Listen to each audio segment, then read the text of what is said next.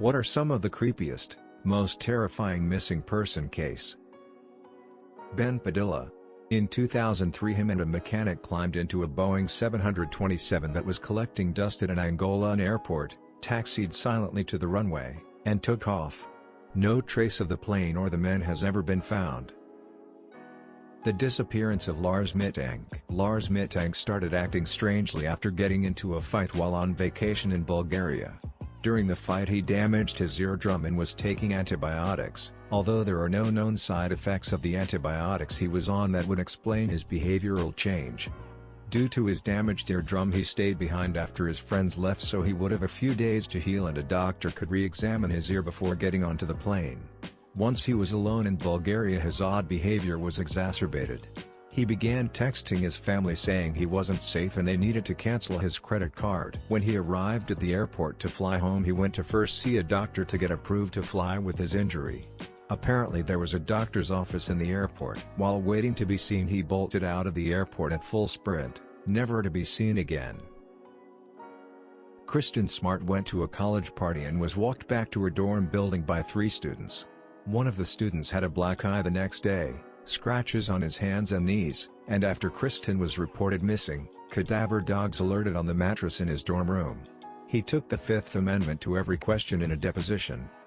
Concrete work was done in his mother's backyard the week Kristen disappeared, and a family renting the house later that year found a bloody earring in the backyard. They turned it over to police, and the police lost it before the blood could be tested. Her body was never found, the guy was never charged, and he's still living free in Southern California.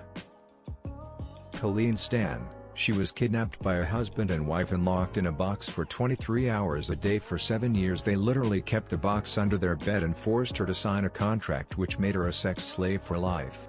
They convinced her that a nameless corporate syndicate was watching her and that if she tried to escape they would murder her. It's fucking horrific. She survived and is living her life.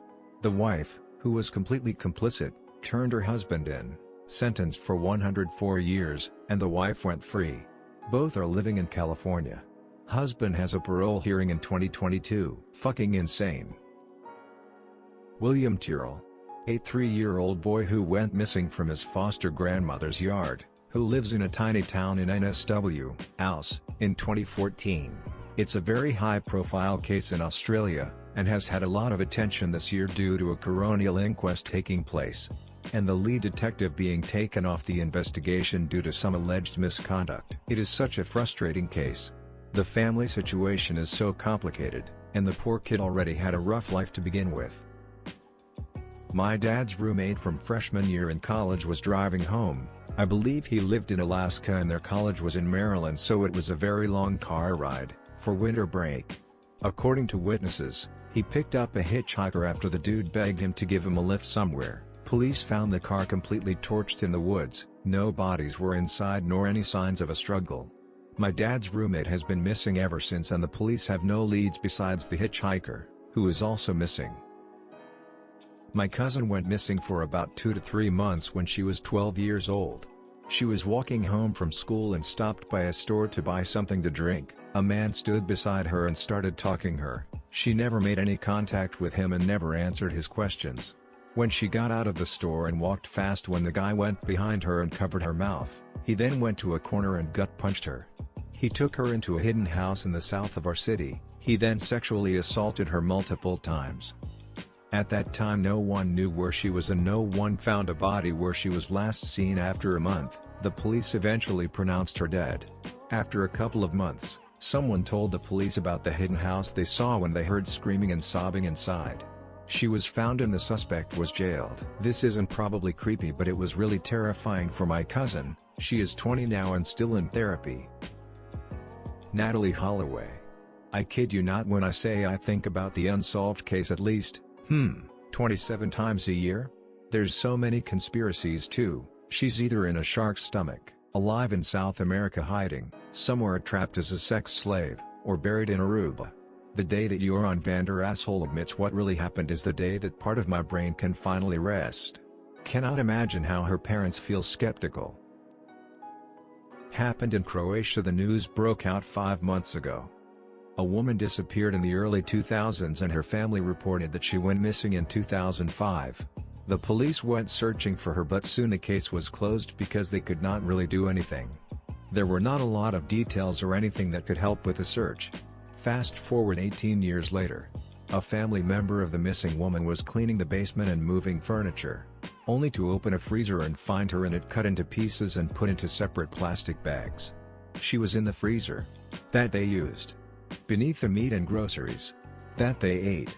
For 18 bloody years, she was basically killed by her own sister. Mind-fucking. This happened a while ago, and it was solved, but it still irks me to this day, the Jessica Ridgway case.